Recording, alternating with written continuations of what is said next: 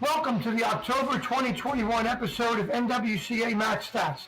This is Glenn Gormley. And I'm Kevin Hazard. We hope wrestling fans enjoyed our pilot episode last month and will continue to tune in monthly for our shows. First thing, Gorms, what groundbreaking announcement did we get from wrestling since our last show? We got some huge news.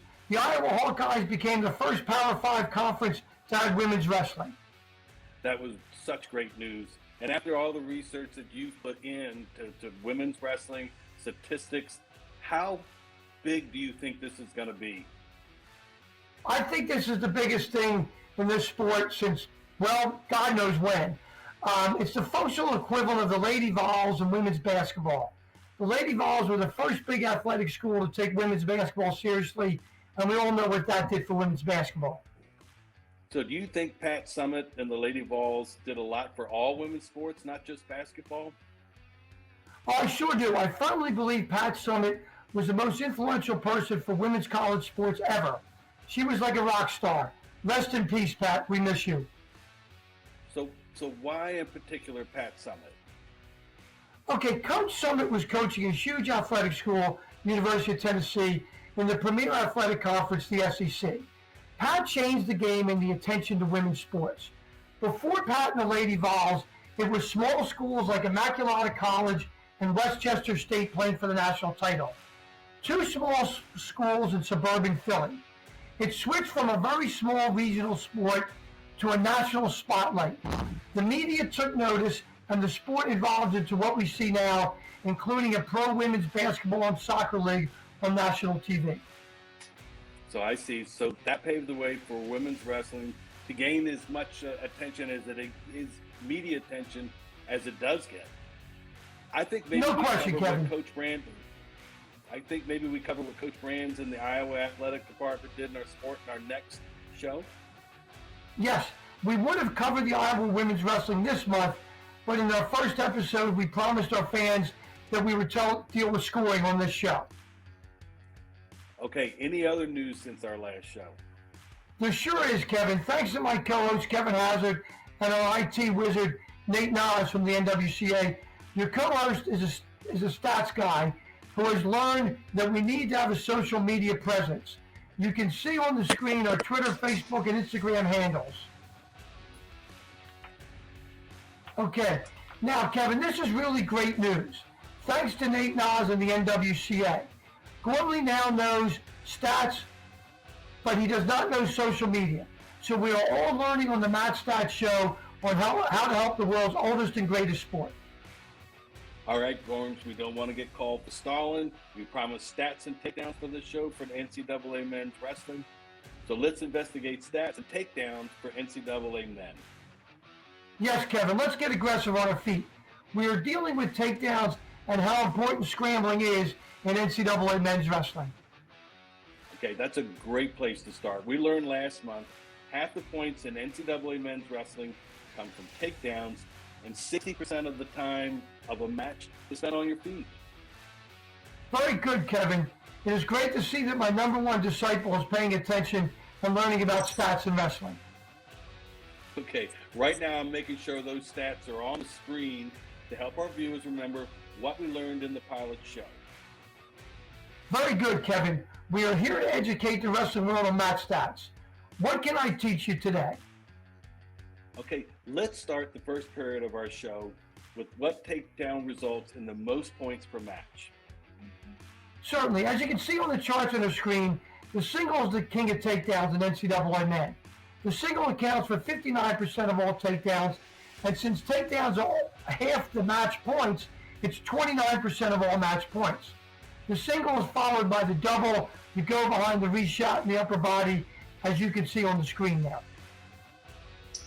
I guess when you compiled that, I was a little surprised. I thought that doubles would be, a little more prevalent, but statistics don't lie.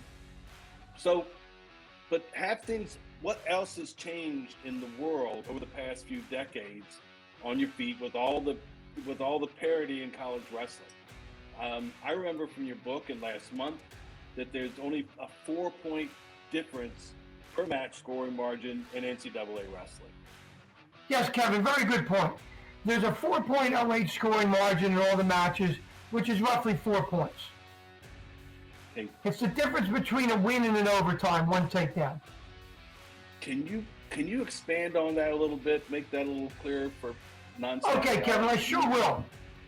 I'll do this by using the average score in the NCAA men's matches as we see on the screen. It was 6.65 to 2.57. We will round this to a 7-3 score to make the numbers easier.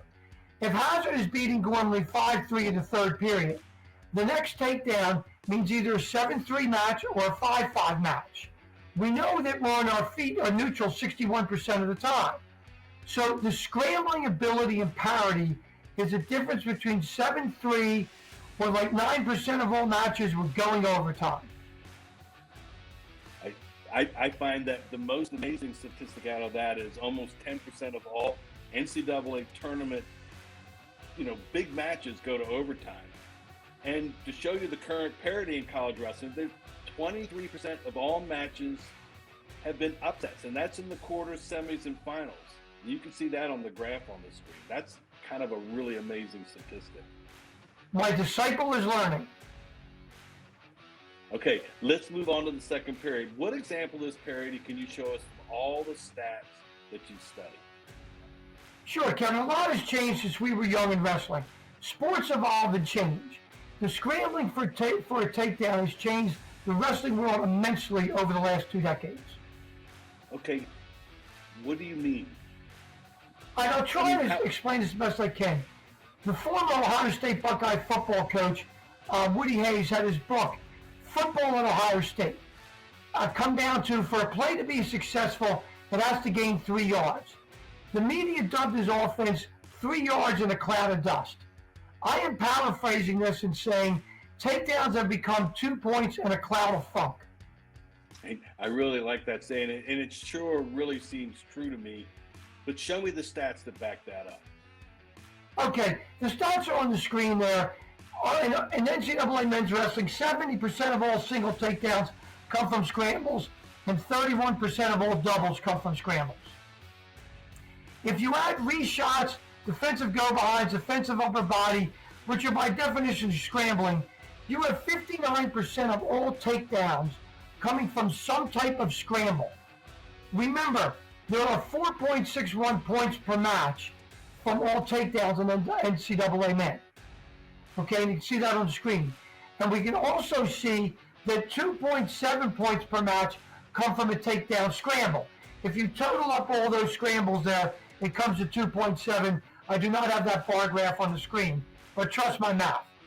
Referring to the old graphic we saw in the past, and what we just learned, there are 2.7 points per match from a scramble and 9.22 total points in a match. That means 29% of all points from a match are from a takedown situation. And a scramble. Yep, that's interesting. Thank you. Yep. The 2.7 point match. Go ahead, Gorm, sorry. Yeah, thank you for correcting that, Kevin. It's 2.70 points per match from a scramble, which is 30%. The importance of this is magnified in our thought process when you consider there's only 5.4 scoring moves per match in the NCAA. You can see that on the screen. Not points, but scoring moves. A takedown is one scoring move, an escape is one scoring move, a reverse is one scoring move, etc. This does not include stalling or riding time, since stalling is a referee's decision and riding time is an accumulation point. Even more so, you get a takedown and the riding time clock starts, so it's very critical. Yes, indeed. Okay, I get it now, but let's move on to the third period. We've talked walk to the third period. We've talked a lot about scrambling. Are there examples of wrestlers that get clean takedowns? And if so, are they an anomaly? There are examples, Kevin, but they are a total anomaly. You can get a guy like Jason Dolph, former Penn State wrestler, that shot clean takedowns all the way to 3 NCAA titles. But they are very, very rare. And on the other end, you have guys that ride the funk to 2 NCAA titles like Yanni D. There's many more people closer to Yanni D than there are to Jason Dolph. Yeah, I agree with that. Knopf was an anomaly. And what I'm hearing from you is you have to be able to scramble to win on that level, unless you are in a complete anomaly. Very astute, Kevin. You are my star disciple. Now let me give you an advanced stats lesson and show you how important succeeding in the funk is. Okay, you're talking to a non-stats person. Put it in lay person's terms for me and the other listeners. Certainly. We all know that a coin flip is 50-50, right? We do know that. And what would the odds be if you're trying to get 2 heads from 2 flips, or 3 heads from 3 flips? Okay. If you're trying to figure out the odds of 2 heads on 2 coin flips, you go 0.5 times 0.5 or 0.5 to the second power.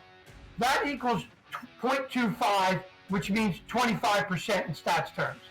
If you do 3 coin flips, it's 0.5 times 0.5 times 0.5 or 0.5 cubed.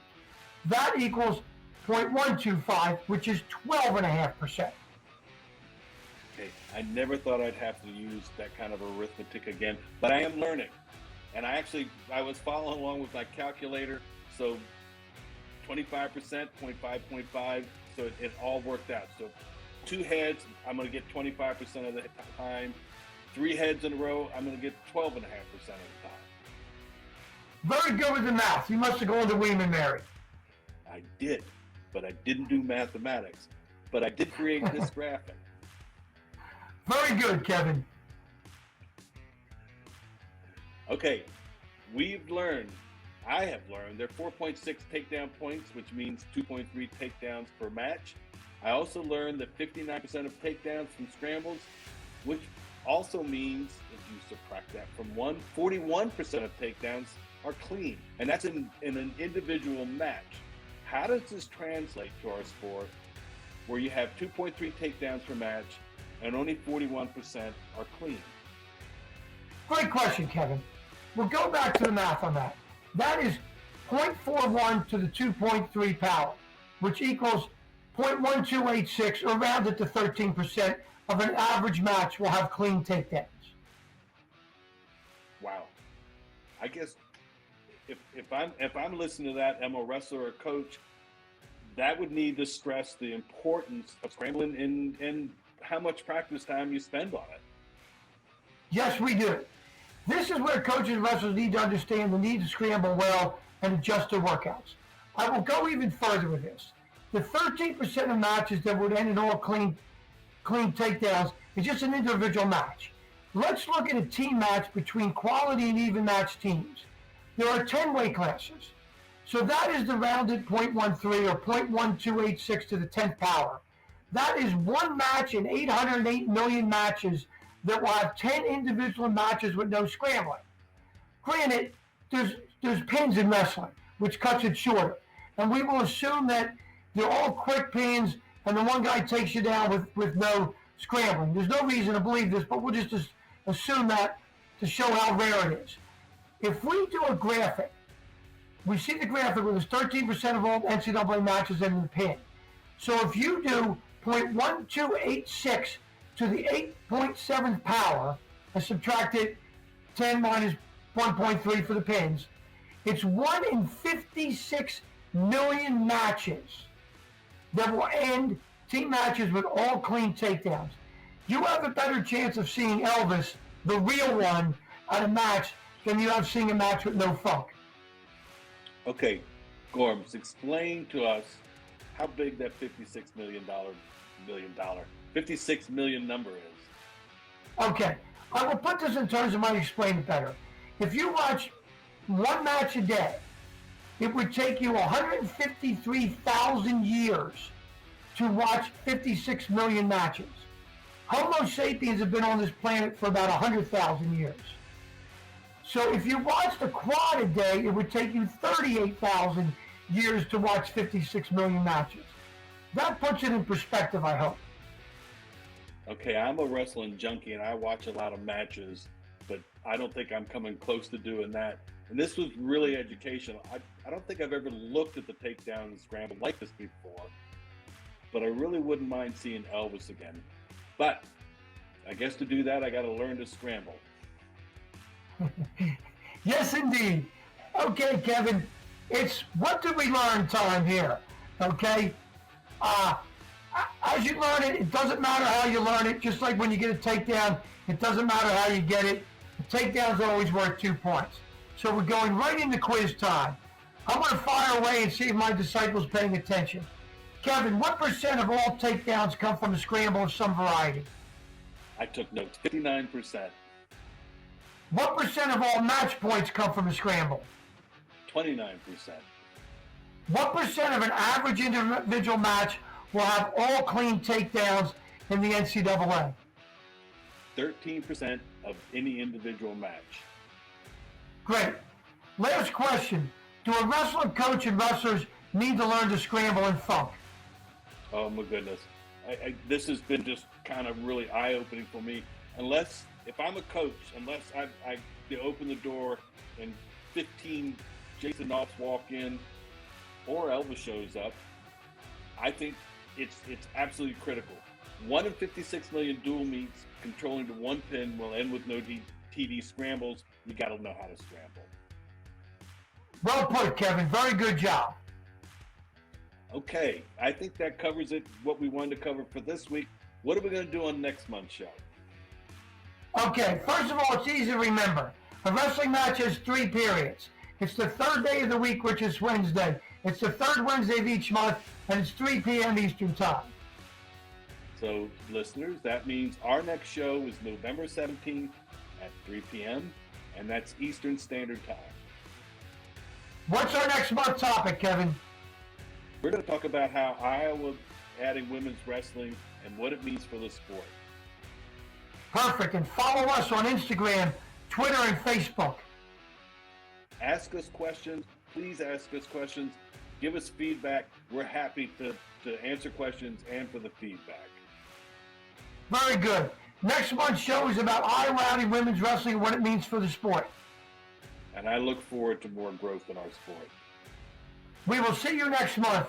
Along with my co-host from AtStats, Kevin Hazard. I am Glenn Gormley. Wrestling and Stats, it's back where I come from.